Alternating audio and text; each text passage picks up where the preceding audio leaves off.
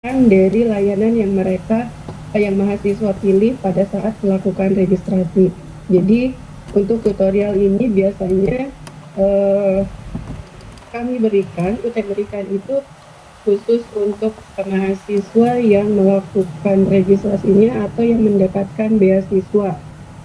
Beasiswanya itu ada beberapa skema ya, ada yang bidik misi, CSR ataupun beasiswa dari instansi atau di mana mereka bekerja. Jadi tutorial ini diharapkan dapat membantu mahasiswa dalam proses pembelajaran dari setiap mata kuliahnya, baik itu secara mandiri ataupun terbimbing. Nah, untuk tutorial online itu sendiri, jadi diselenggarakan khususnya untuk mata kuliah reguler ya, selain artikel ilmiah, mata kuliah project, dan metodologi penelitian, yaitu tutorialnya online, yaitu secara asinkronus. Nah, selain mata kuliah reguler yang tadi saya sebutkan 3 mata kuliah itu ada namanya sinkronusnya, karena ada proses pembimbingan di mana si tutor itu sendiri harus melakukan seperti saya yang dilakukan Bapak Ibu sekarang ya, jadi ketemu dengan mahasiswanya melalui uh, uh, yang disediakan device yang disediakan atau apa ya namanya uh, modus yang disediakan yang UT milik saat ini adalah Teams ya. Jadi nanti untuk proses webinarnya melalui MS Teams seperti yang Bapak Ibu lakukan pada pagi ini.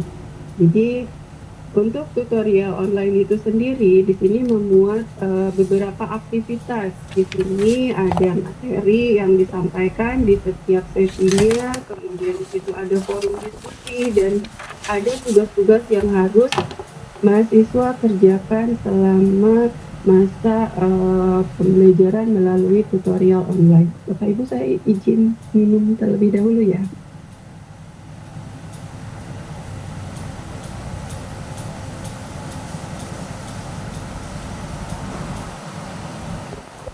Baik, jadi untuk tutorial online ini seperti kita ketahui, jadi mahasiswa dapat mengakses dari berbagai device ya, kayak bisa melalui smartphone-nya, tablet, PC, ataupun laptop yang dimiliki oleh mahasiswa.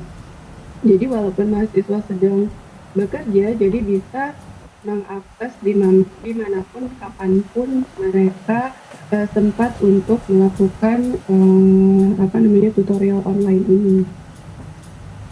Nah, untuk kelas tutorial online itu sendiri, ini untuk materi-materinya itu sudah berpindah. Jadi untuk kelas tutorial online itu untuk semua mata kuliah, ini kita sebelum sampai di kelas Bapak Ibu nantinya, kalau misalkan Bapak Ibu menjadi tutor kami, jadi kami menyusun namanya kit tutorial untuk setiap mata kuliahnya. Jadi di situ sudah ada materinya, jadi untuk ada diskusinya, kemudian ada rubriknya, ada tugas-tugas, dan itu. Jadi kalau misalkan ada kesalahan, misalkan untuk mata kuliah pengantar akuntansi, misalkan ya, untuk pengantar akuntansi itu kelasnya ada contoh aja 1.500 kelas misalkan. Jadi untuk 1.500 kelas itu, karena tadi kan ya sudah rujukan kit tutorialnya udah satu terstandar dan masternya hanya ada satu, jadi untuk setiap kelas di 1.500 kelas mata kuliah pengantar akuntansi itu akan sama, baik itu materinya, kemudian diskusinya, ataupun tugas-tugas yang disampaikan di setiap kelasnya. Yang membedakan nanti Bapak Ibu boleh menambahkan materi pengayaan terkait dengan topik-topik yang disediakan di setiap sesinya. Misalkan kalau pertemuan pertama tentang konsep dasar akuntansi, misalkan konsep dasar akuntansi. Nah, misalkan dari suplemen yang disiapkan atau materi yang disiapkan di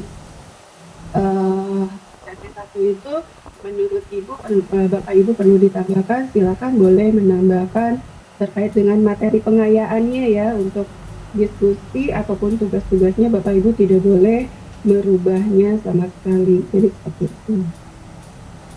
Nah, untuk komponen kelas tutorial online ini ada 4 tahapan ya. Di sini ada prasesi, di mana prasesi ini ada semacam pendahuluan ya Bapak Ibu. Jadi Bapak Ibu di situ menyapa mahasiswanya atau melakukan perkenalan terkait dengan mata kuliah apa yang akan Bapak Ibu kelola di dalam 1 semester itu untuk kelas Bapak Ibu yang nanti akan Bapak Ibu ampu ya, kalau misalkan Bapak Ibu lolos menjadi tutor kami. Selain itu, di situ juga ada rancangan aktivitas tutorial yang boleh Bapak Ibu pelajari terlebih dahulu dan mahasiswa bisa mengaksesnya terkait dengan rancangan aktivitas tutorialnya. Nah, untuk sesi 1 sampai dengan sesi 7 ini nah untuk sapaan sih sebenarnya nanti ada teknis ya bagaimana membuat video sapaan dan lain sebagainya. Nanti Bapak Ibu bisa mengikuti terkait dengan teknis pembuatannya.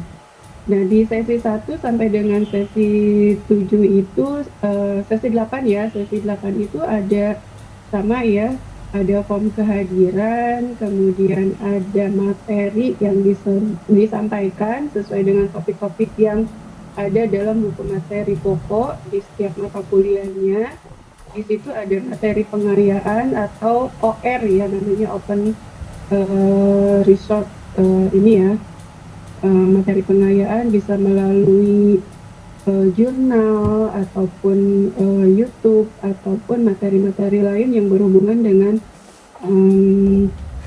konsep-konsep atau teori-teori yang dibahas di setiap sesinya. Kemudian ada diskusi. Diskusi ini ada 5 diskusi dan ada latihan sesi. Latihan sesi atau tadi yang saya sampaikan kuis ya. Kemudian di sesi 3, 5, 7 ini, nah untuk sesi ganjil ini adalah sesi untuk tugas-tugas yang harus dikerjakan oleh mahasiswa. Di situ ada 3 tugas. Jadi untuk diskusinya ada 5 diskusi yang harus dikerjakan oleh mahasiswa. Sementara untuk tugasnya ada 3. 1, 2, dan 3 ada di sesi 3, 5, dan 7.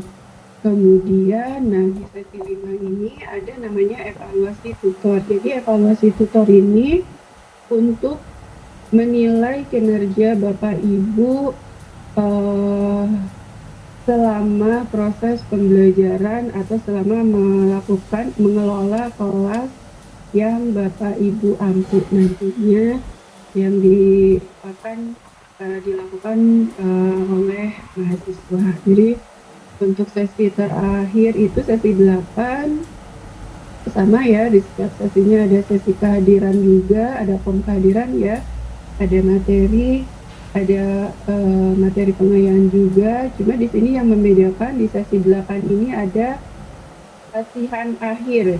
Jadi latihan akhir ini mencakup dari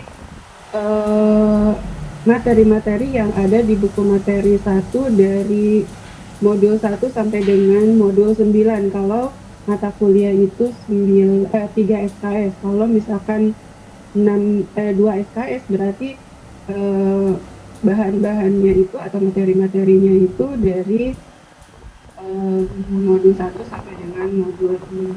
Jadi seperti itu. Nah, Bapak Ibu di sini tugas-tugasnya bisa dilihat ya, mempelajari RAT, kemudian membuat narasi sapaan.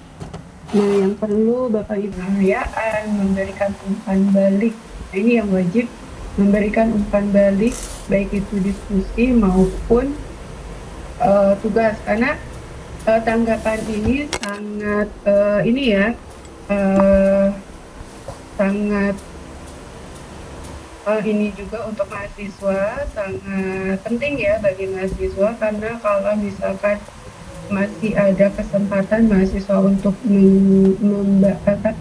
mengganti atau merevisi jawabannya tadi, jadi mahasiswa bisa melakukan perbaikan atau revisi terkait dengan jawaban-jawaban di setiap diskusi ataupun tugas-tugasnya. Jadi Bapak Ibu wajib juga di situ memberikan penilaian dan feedback dari baik itu yang sebelumnya disampaikan mahasiswa maupun yang ada revisian dari mahasiswa itu sendiri.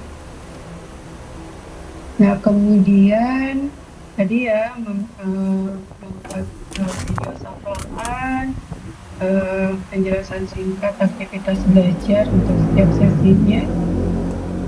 Kemudian kompetensi yang diharapkan di setiap sesinya itu ada di RAT ya. Jadi kemudian informasi bahan kajian yang terkait dengan penjelasan di setiap sesinya. Ini nanti untuk materinya. Ini umpan baliknya.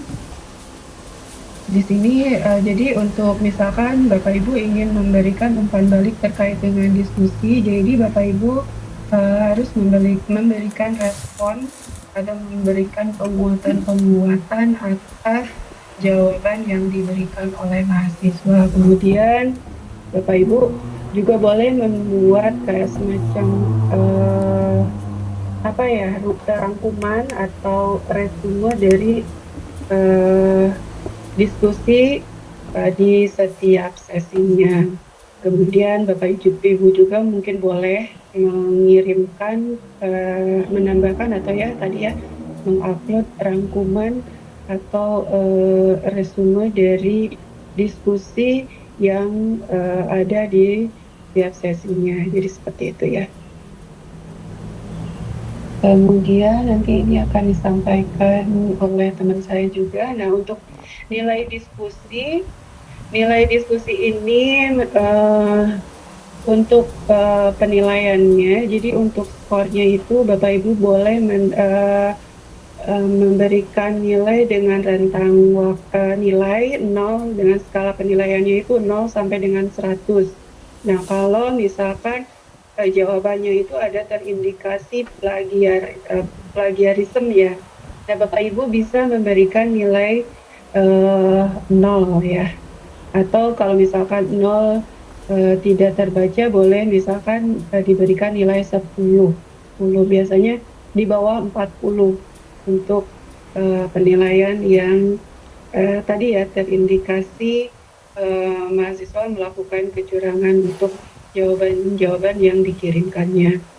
Kemudian Bapak Ibu kalau misalkan memberikan penilaian seperti itu, diberikan feedback juga alasan kenapa Bapak Ibu memberikan nilai seperti itu. Kemudian nah ini jadi Bapak Ibu itu harus sesegera mungkin memberikan respon atau tanggapan kepada jawaban-jawaban yang dikirimkan mahasiswa, karena ini durasi untuk tutorial online itu di jadwal itu kan sudah ada misalkan rentang waktunya untuk sesi 1 itu dari tanggal 1 sampai dengan tanggal 7.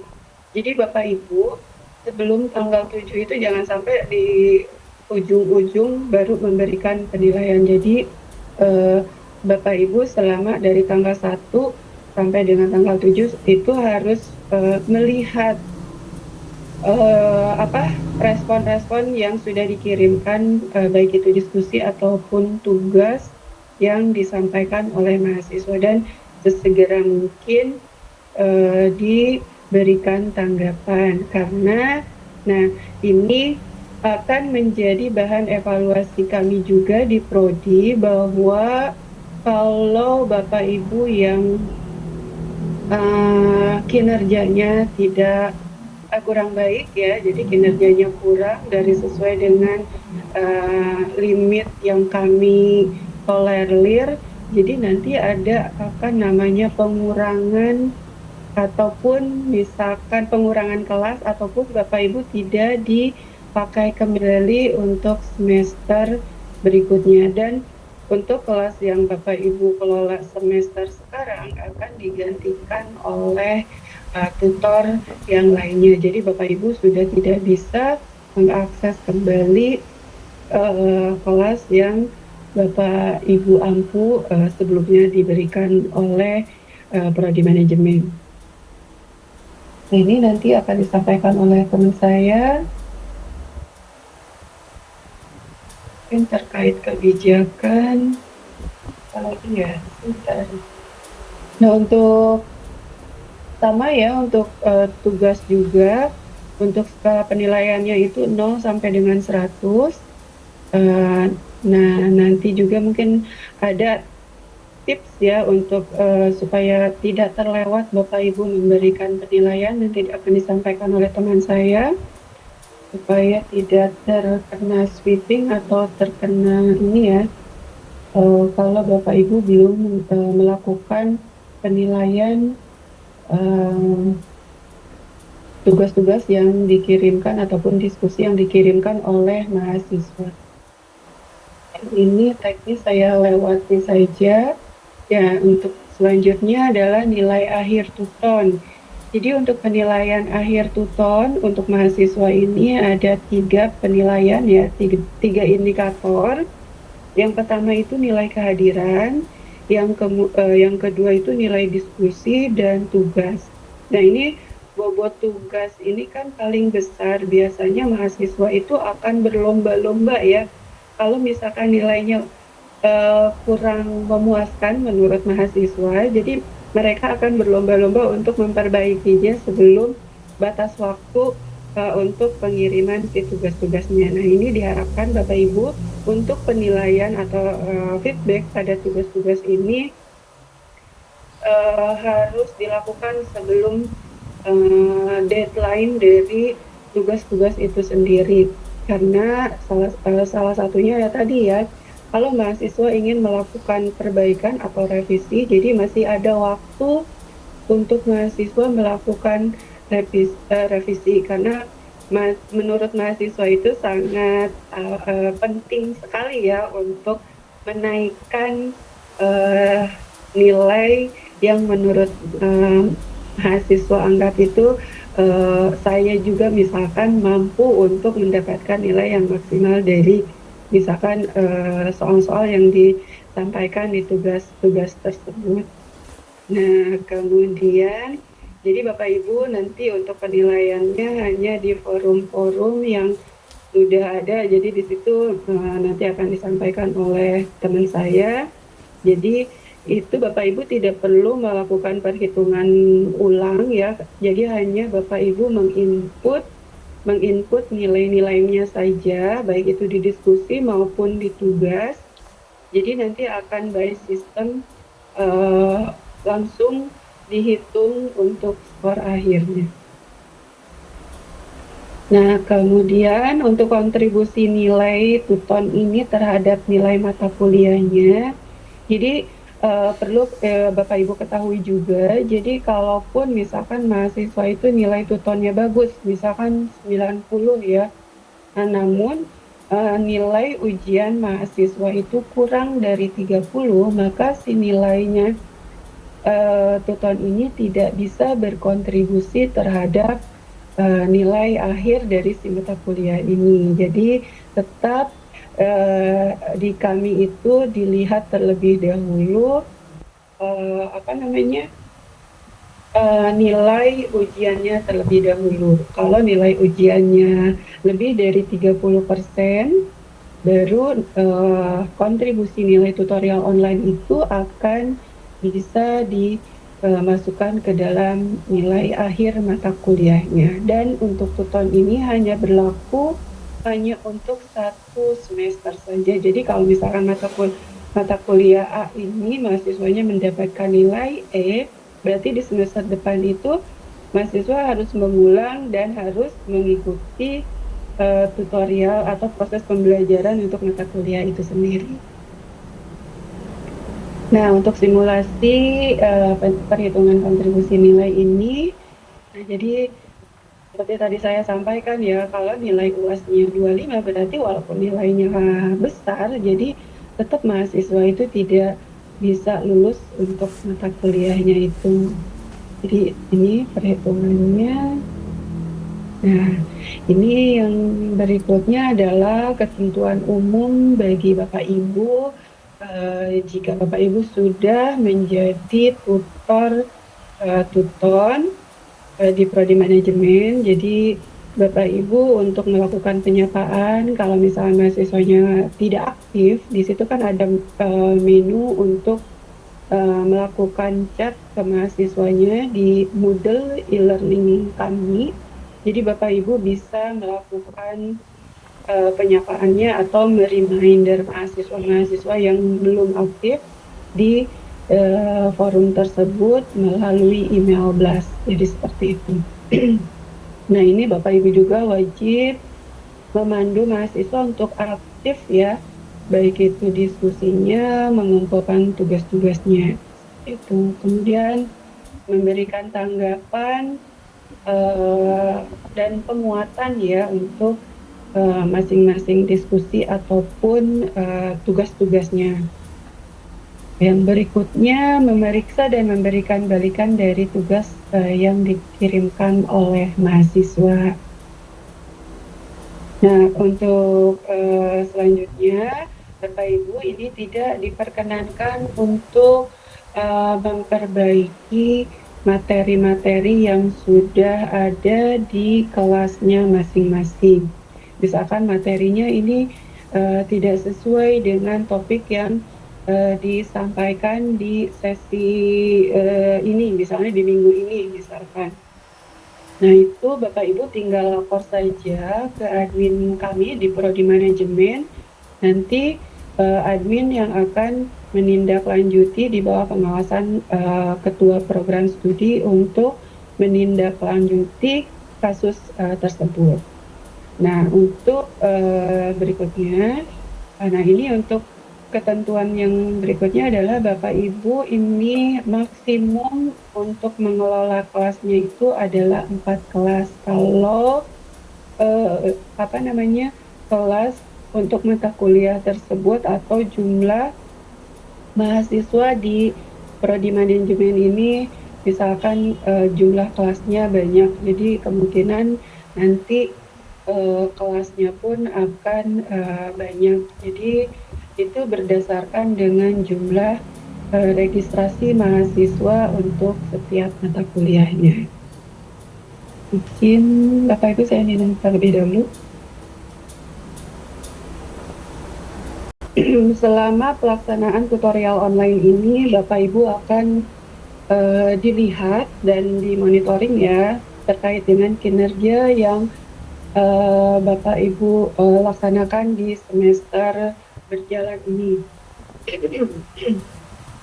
Nah, di sini ada 2 ini ya, jadi Bapak Ibu akan diberikan notifikasi bagi Bapak Ibu. Yang pertama ini, jika Bapak Ibu tidak melakukan aktivitas pembelajaran pada setiap sesi sesuai dengan ketentuan. Jadi nanti Bapak Ibu akan diberikan notifikasi terlebih dahulu kalau misalkan notifikasi juga belum ada progresnya. Nah, nanti akan ada tindak lanjut berikutnya. Jadi misalkan pada sesi 1 Bapak Ibu masih akan diberikan pengingatan ya, kalau misalkan sesi 2 Bapak Ibu masih belum ada progresnya, itu otomatis akan dinonaktifkan atau diganti oleh tutor lain untuk mengelola kelas tersebut. Dan seperti tadi saya sampaikan juga, Bapak Ibu ini bisa tidak direkomendasikan lagi untuk semester berikutnya. Nah, untuk ini terkait dengan honor nih ya. Jadi, pastikan Bapak Ibu untuk honor itu menggunakan, untuk proses, pencairan yang lebih cepat itu biasanya pakai BRI, karena untuk dana pengelolaan tutorial online itu yang ada di UT melalui, BRI ya. Jadi untuk, rekening BRI itu akan lebih cepat, proses pencairannya. Dan satu lagi, untuk, memperlancar pembayaran, jadi Bapak Ibu harus, sesegera mungkin menyelesaikan tugas-tugasnya itu sebelum deadline yang sudah ditentukan. Jadi ini supaya tidak menghambat juga, tutor-tutor yang sudah menyelesaikan, pekerjaannya sebelum, deadline yang sudah ditentukan. Nah, ini karena, di sini untuk proses pembayarannya tidak bisa berdasarkan, satuan ya, karena di sini, eee melalui clearing ya. Jadi, itu tidak bisa persatuan, misalkan, saya misalkan Imas Mesaro sudah mengerjakan pekerjaannya sebelum deadline. Jadi, tidak bisa misalnya saya duluan yang diajukan dan dicairkan untuk, si pembayaran honornya. Jadi ini harus, eee harus apa namanya, harus, tidak bisa persatuan. Jadi harus, misal prodi manajemen ada berapa tutor, nah itu harus paket itu yang ada di prodi manajemen untuk melakukan proses pembayarannya kan. Kemudian untuk rekening-rekening selain BRI biasanya itu dinomor 2 kan ya untuk proses pembayarannya. Misalkan untuk nomor 1 nih, tahap 1 ini, untuk rekening BRI dulu. Jadi semuanya yang dikirimkan melalui BRI, kemudian baru bank lainnya. Jadi kalau bisa sih, Bapak Ibu kalau nantinya misalkan lolos ya, jadi Bapak Ibu menggunakan, rekening BRI.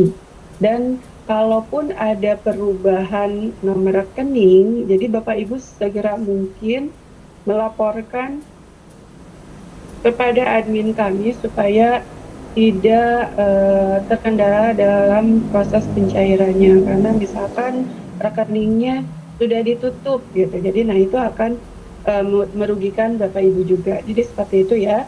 Selain Bapak Ibu sudah mengerjakan semua tugas-tugas yang harus dikerjakan di semester itu, dan Bapak Ibu juga harus memperhatikan terkait tadi yang saya sampaikan.